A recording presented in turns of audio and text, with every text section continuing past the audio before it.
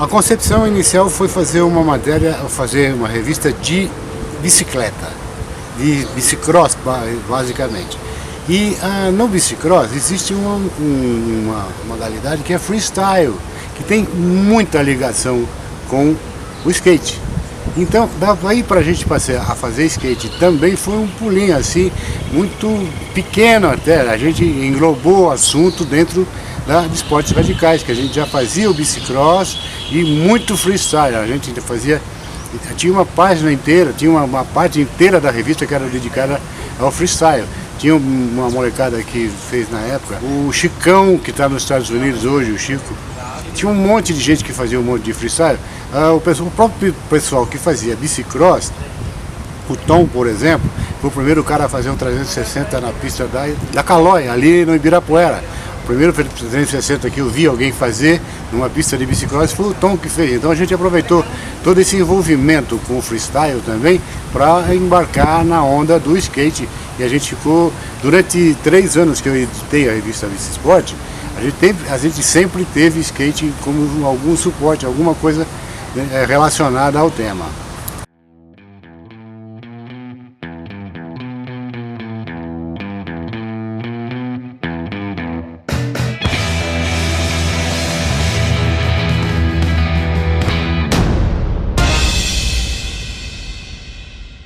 O Pedro Andrade era um cara que fazia muita matéria com a gente. Uma vez eu fiz uma matéria com ele, fazendo uma manobra de freestyle na pista de bicicross, vestido de terno e gravata. E a matéria chamava Um Cartola nas Pistas. Foi muito engraçado isso, porque a gente botou ele já como produzindo também eventos de bicicross e de freestyle. Então a gente envolveu tudo nessa época e tudo que aparecia para fazer a gente estava fazendo. O AC, que é um cara que está na Espanha hoje e é um grande piloto de freestyle, de moto, ele começou fazendo um freestyle de bicicleta aqui com a gente, aqui no Ibirapuera, onde eu conheci toda a turma do bicicross, inclusive você. E veio com o cartãozinho da editora Pinos, né? A editora Pinos, na época, ainda o Pedro Fausto ainda não tinha entrado naquela época. Ele entrou depois, em 85 que ele entrou, final de 85 ele entrou, e daí o bicicross e o motocross virou.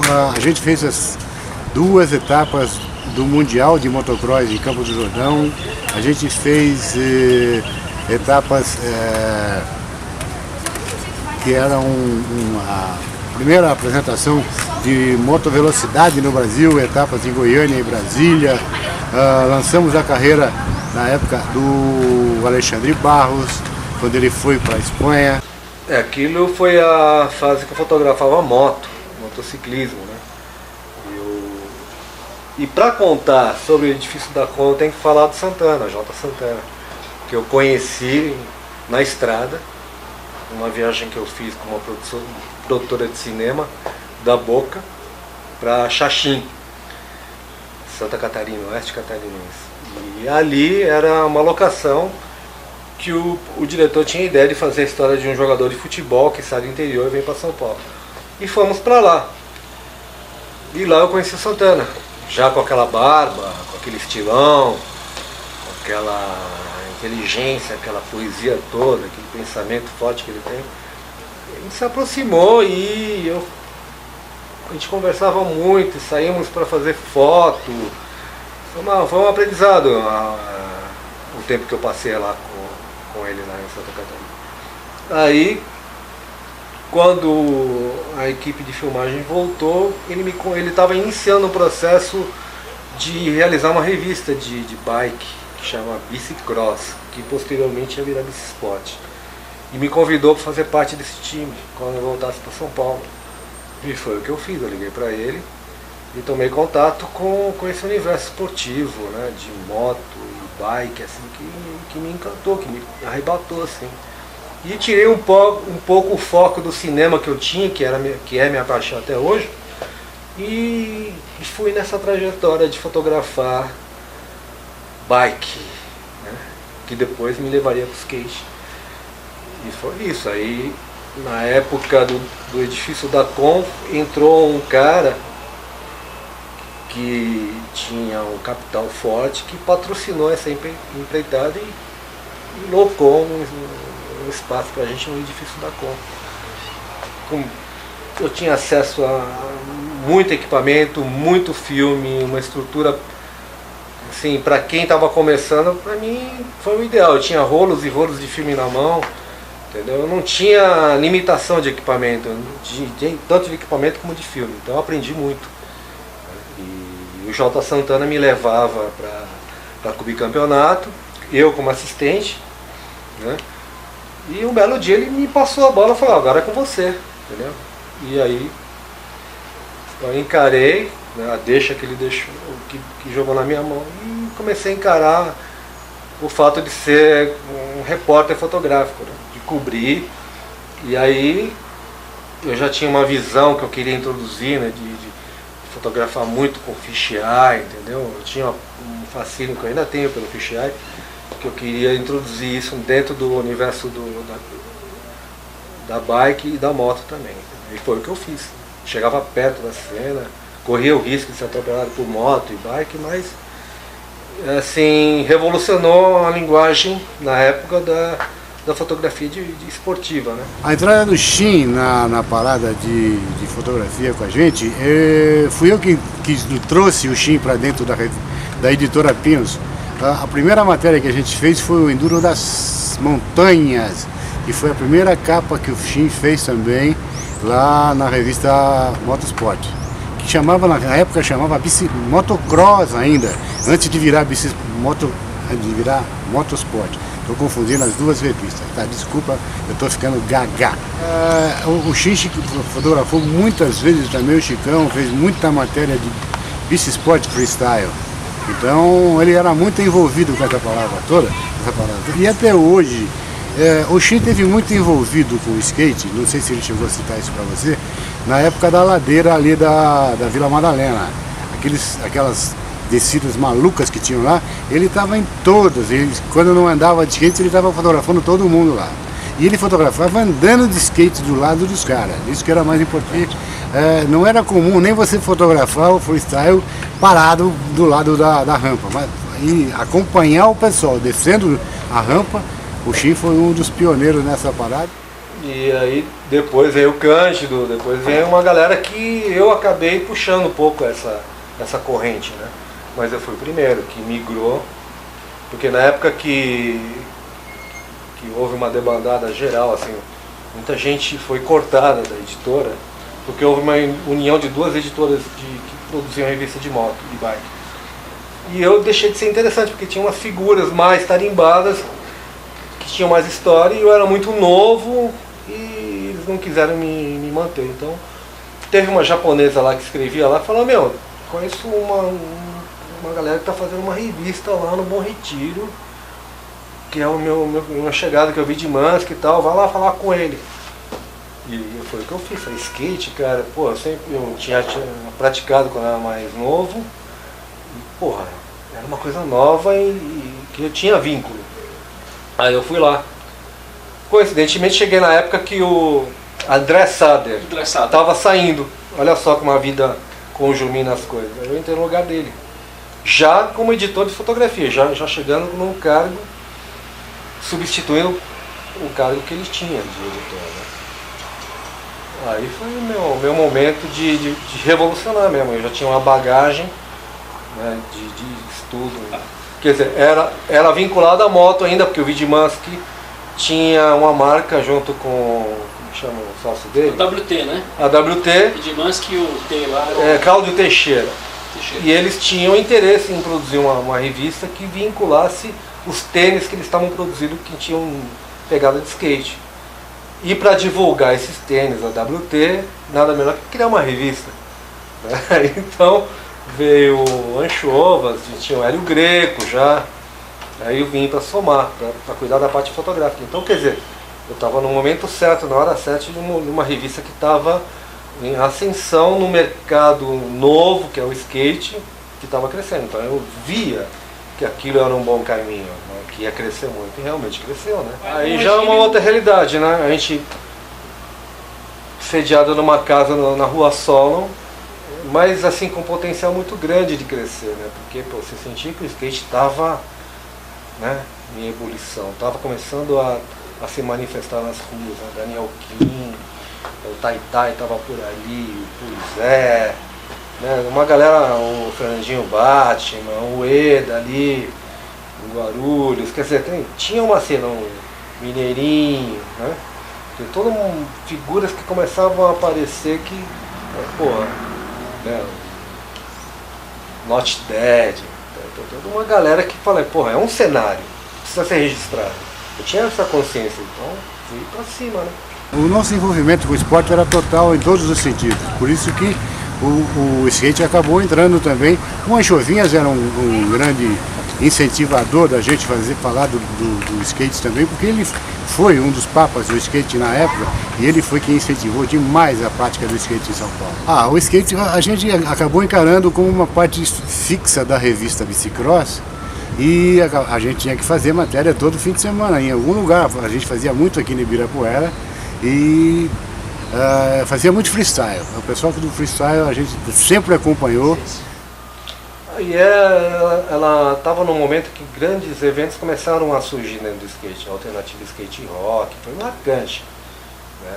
Que a gente viajou assim, foi uma turnê itinerante, aquilo foi realmente marcante, porque ela unia a manifestação do skate no vertical junto com shows de rock, né, com grinders, por exemplo. Então, quer dizer, ali foi um marcante, né, de uma cena musical junto, que é ligado ao skate, entendeu? Que música e skate estavam muito ligados nessa época, né?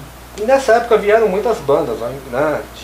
de Divo, né? Metallica, né? Muita coisa nova, né? No cenário brasileiro, que é bandas internacionais vindo para o Brasil, é uma raridade. E ainda banda que a gente gostava ainda, que a gente não tinha muito acesso, a gente poder ver ao vivo, né? Divo, tem tantos que vieram nessa época que não eram tão conhecidos, mas vieram do Brasil. Então foi do caramba, assim, a gente estava com o skate sintonizado com o mundo, né, com o que estava acontecendo lá fora. Mesmo a gente não tendo muito acesso à informação, como a gente tem hoje na internet, que a informação vinha de uma fita cassete, fita de VHS, o Betamax, que vinha e era um acontecimento que todo mundo, né, porque a gente queria ver o que estava acontecendo lá fora, e com isso vinha a música e como que os caras andavam lá fora. Então a gente criou a nossa realidade, lógico, calcada no que estava acontecendo lá fora, mas tinha muito de brasilidade ali envolvido, né, de criar. Por isso que se copiou muito, porque a sede era tanta de a gente querer participar disso que a gente não tinha, a gente copiava. Era um processo natural. Da cópia virou marcas originais, mas a gente não deve recriminar muito esse momento, porque tudo era feito meio na loucura, nem essas marcas que copiavam tinham tanta estrutura assim, não tinha tanta consciência ainda. Tudo estava sendo criado e desenvolvido e estava num amadurecimento. A gente era muito amador, mas por isso também que era legal, que a gente amava a coisa, né? Então não tinha esse compromisso que tem hoje, né? Essa consciência de ser patrocinado. A gente estava aprendendo na prática como se fazer um mercado de skate, né? Erramos e continuando aprendendo e acertando e errando e foi indo. Foi uma época assim, uma das mais emocionantes da minha vida, porque foi muito cheia de adrenalina. O bicicross freestyle e o skate é uma coisa que carrega adrenalina de um jeito que você fica sem dormir 3 noites depois que faz uma sessão de foto com os caras. Eu cheguei até a ensaiar alguns passos de skate, mas não é a minha área. Bicicleta eu faço qualquer negócio, mas skate não consigo ficar em pé em cima das 4 rodinhas. É uma pena, mas eu não me sinto frustrado. Tudo que eu registrei do freestyle, do skate, me deu uma satisfação enorme pro resto da vida. Porque, cara, a fotografia é o seguinte, é técnica e sensibilidade. Técnica você aprende, sensibilidade você nasce com ela, é uma linguagem de cada um, é a maneira que você vê o mundo, entendeu? É transformar emoção. Exatamente. Com a luz. Isso. Eu falo, qual que é a foto legal? A foto legal é aquela que é uma imagem que todo mundo tá vendo, mas ninguém tá vendo aquele ângulo. Essa é a foto do caralho, entendeu? A foto histórica do Magnusson, que tá o Burke, que tá o Cândido, tá todo mundo ali tentando registrar aquele momento. Então, Como é que era a interação dos fotógrafos? Porque, né, até então ali e overall, né? eu via que o Magnusson tava cada vez mais alto e ali tava todo mundo de um lado. Eu falei, meu, o que eu vou fazer aqui? Está todo mundo aqui, não tinha nem espaço pra mim, né? Então, eu conversando com a show, eu falei, o que a gente faz, né? Vamos fazer do outro lado, né? Eu falei, puta, eu vou lá mesmo. Aí eu fui pro outro lado e deu no que deu, cara. Falei, meu, é o melhor ângulo, que eu vou mostrar às pessoas e a altura real de como o cara tá. Né? Porque uma ficha não vai te dar uma noção exata da altura. Né? E foi aqueles momentos que predestinados, né? Acho que ali é uma foto que simboliza toda uma época, né? Uma década, né? Com as figuras ali, um cara que veio de fora, andar aqui no Brasil, que deu uma alavancada também em como andar de skate. Então, quer dizer, e eu estava lá. Então, tudo conjuminava na minha vida de eu estar no momento certo, no lugar certo. A gente tinha uma convivência boa, não existia conflito, entendeu? O Bolota ia lá direto, E aí, no começo, cara, eu ia viajar, Campeonato Mundial de Skate na Alemanha, levava 20 filmes, cara. 20 filmes, 36 poses, são 720 fotos, entendeu? E é só e acabou. E outra coisa, você tira a foto, você vai ver ela revelada 10 dias depois, entendeu? Então não tem como, pô, no digital você olha, pô, errei aqui, já corrige na hora, entendeu? Então era muito louco, né, cara? Foco manual, entendeu? Então, pô, hoje, cara, a câmera, a parte técnica, ela já te faz 90%, entendeu? Tem um ponto de foco. Exatamente. Então, você só tem que trabalhar a sensibilidade, que aí é a linguagem de cada um. Mas pô, não tem comparação do que a gente fazia naquela época do que é feito hoje, entendeu? O que era legal naquela época é que a gente, como é legal hoje para uma molecada que está nessa nova geração que está aí, era a amizade mesmo, de estar ali junto, né, trabalhando, né? Porque não era dinheiro, não se ganhava muito dinheiro, né? Posteriormente sim, mas o que era mais legal era a convivência, né? E a gente sabia que a gente estava num momento que a gente estava chegando numa crista da onda, assim, em termos de algo novo que a gente estava fazendo, que cada um já fazia individualmente, mas a gente estava construindo mídia, estava vendo marcas sendo né, construídas também, então era isso que era novo, o fato de a gente estar fazendo algo que antes não foi feito. Né? E também dando valor ao que vinha antes, a gente sabia que tinha outras revistas que cobriam o cenário de skate também. É isso, existiam outros veículos, né? Mas não especificamente de skate, mas que cobriam o skate. Né? Eu já vinha do universo de revista de moto, esportivo, então as coisas foram acontecendo, né? Os encontros foram se estabelecendo e a gente montou uma equipe super forte. Né? Cecília, eu, o Hélio Greco, né? Depois vem o Calado, né? Um show. Aí a overall é a continuidade disso. Né? Eu vejo como uma coisa que estava evoluindo na IE, mas a overall veio consolidar porque tinha uma editora ainda mais séria por trás, assim, não uma marca de motocross investindo num segmento editorial, mas a overall vinha da Trip Editora, né? Os caras que eram de segmento similar ao skate, que é o surf, né? Então a gente tinha uma consciência editorial muito maior na overall, assim, do que é fazer uma revista de qualidade. Tanto é que você vê uma overall hoje, daquela época, você vê que ainda hoje ela tem méritos, né? Coisa que a EA não tinha muito em termos de qualidade gráfica. A skate eu tinha alguma participação nela, mas não era a minha área principal. Eu cuidava mais da parte de ciclismo, de bicicross e do freestyle de bicicross.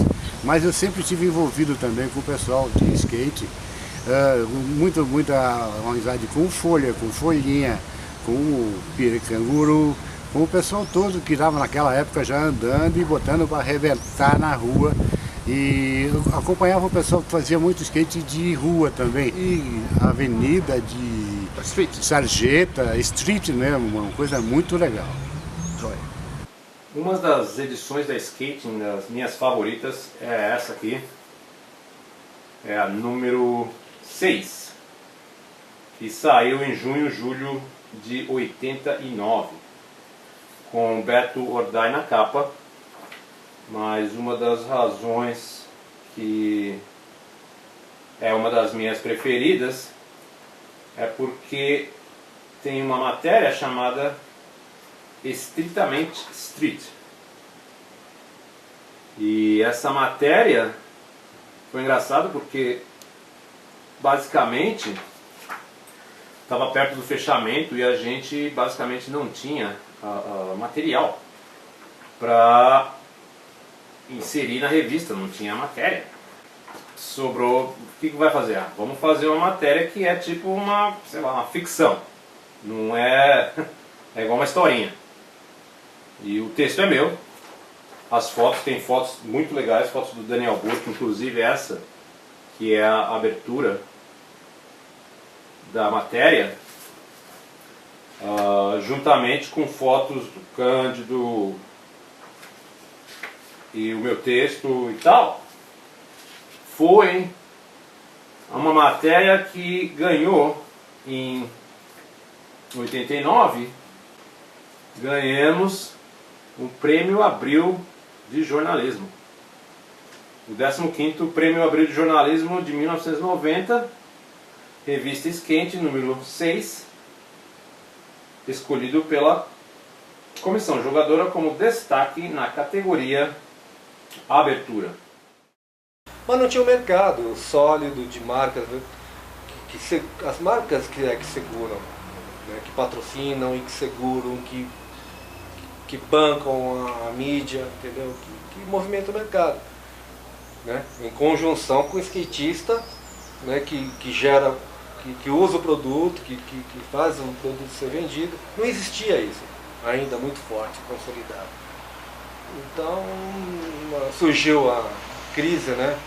O plano Collor, que botou tudo abaixo, né? Não existia mais um mercado em termos gerais, né? Ainda mais skate que estava começando a crescer. Foi consequência disso, as três. Já não existia espaço para as três, né? Para um já era difícil, imagina três. Né? Falando da mesma forma, as três tinham qualidades gráficas parecidas, editoriais parecidas. Então, pô, era muita revista para pouco mercado.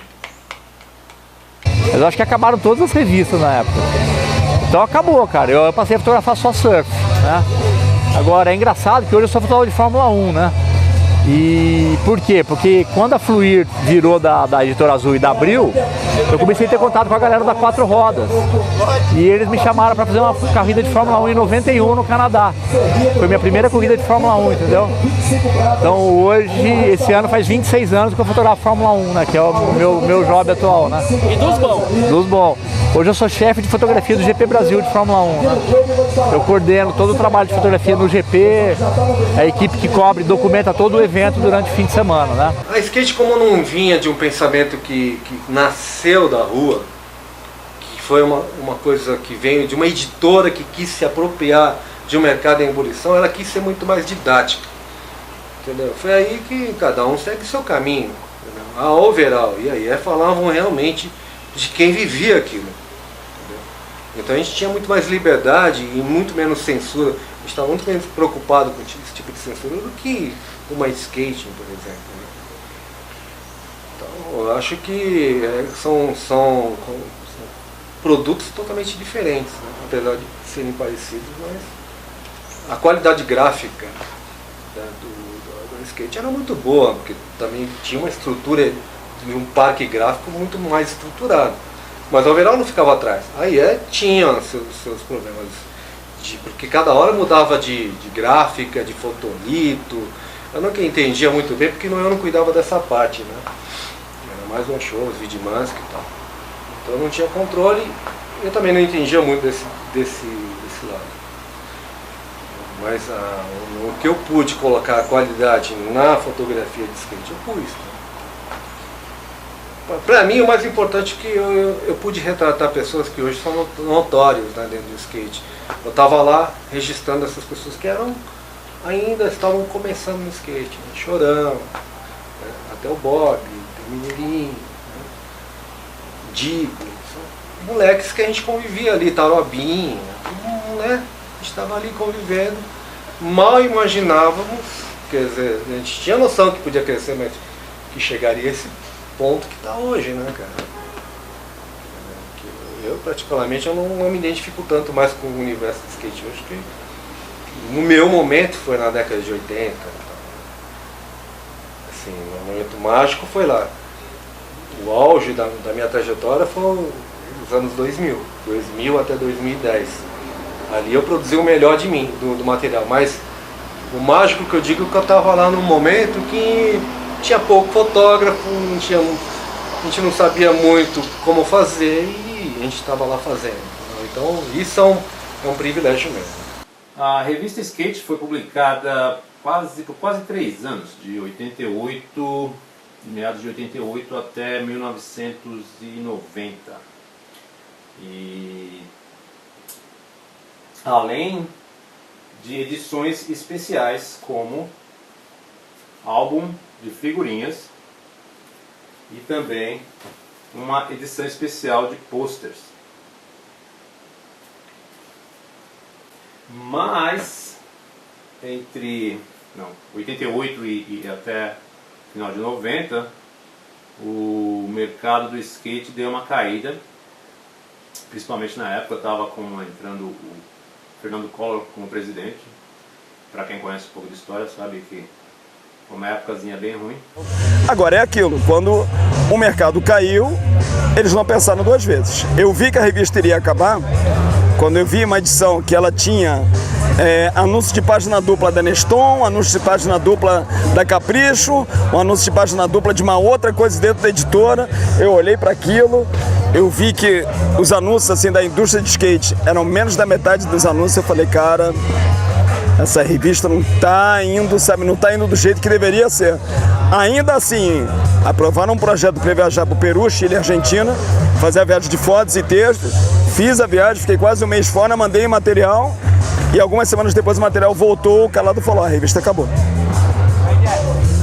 Então, assim, são decisões corporativas que, obviamente, a gente não participa e os caras estavam nessa para fazer dinheiro, óbvio, né, cara? Óbvio. A partir do momento que não gerou, tchau, não tem mais, sabe, não tem mais muito motivo de você ter a revista.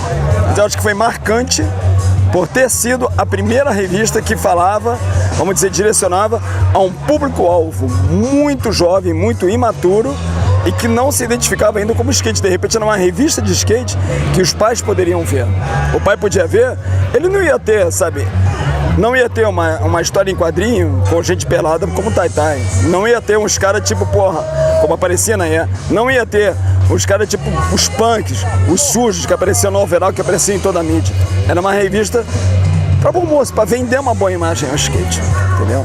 Isso foi muito interessante. Então, repetindo, foi um exercício estilístico e muito interessante e condições assim profissionais ideais.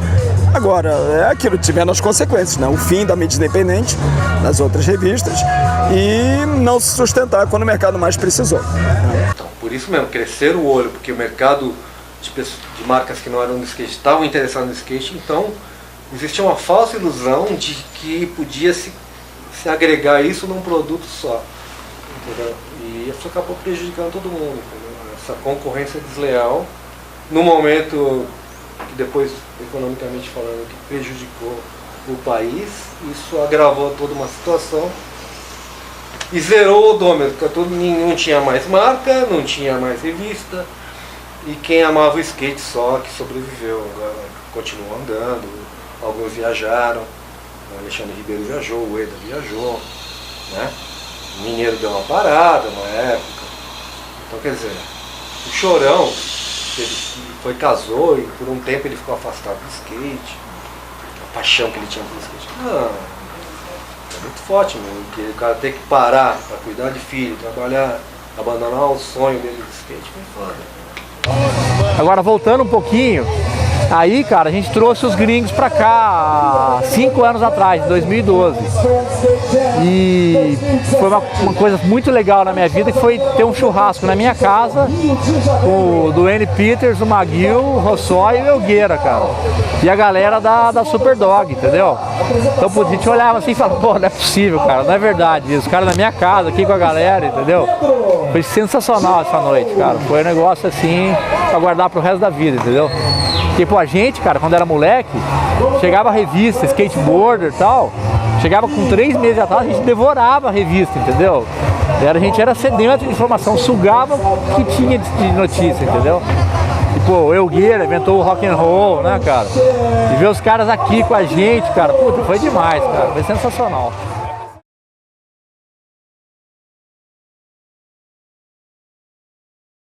Então, acho que uns 15 anos atrás, cara, era aquela coisa de, eu não sei, 15, 10, eu sei lá, perdi no tempo essa história. Há um tempo atrás, o Girão me procurou e falou, meu, a gente vai ter que mudar urgente da casa onde tá a tribo e tal. E eu tenho um material que não é só da tribo, é da Vênice, porra, e eu fui um dos caras da fundação da Vênice, o cara que deu a ideia da revista Vênice, né? Pra tá lá, eu falei, porra, então manda essa porra aqui pra casa, mais o da tribo.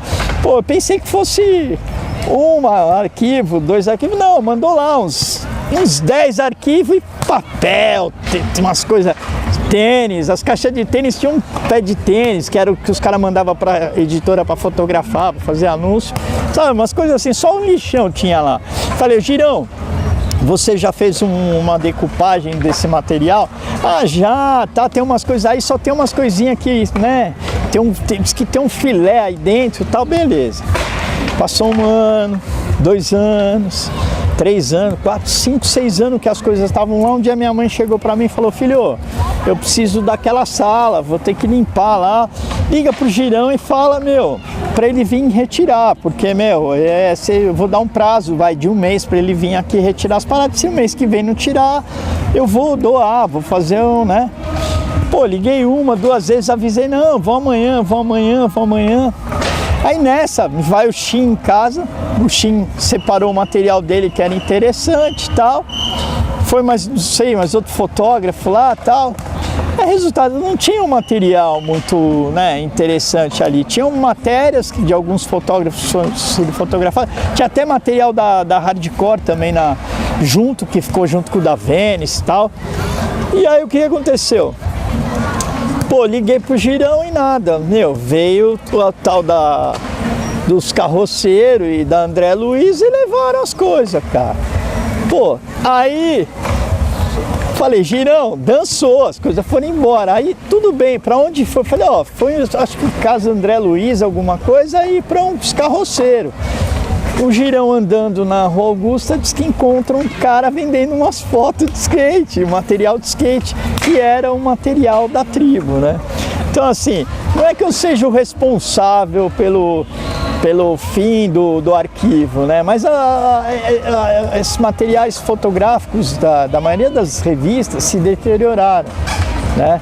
E o da tribo tomou esse caminho. O que foi digitalizado está guardado aí e vai se perder dentro de HD, e o que era matéria ali sumiu, entendeu? Foi embora, né? É isso aí.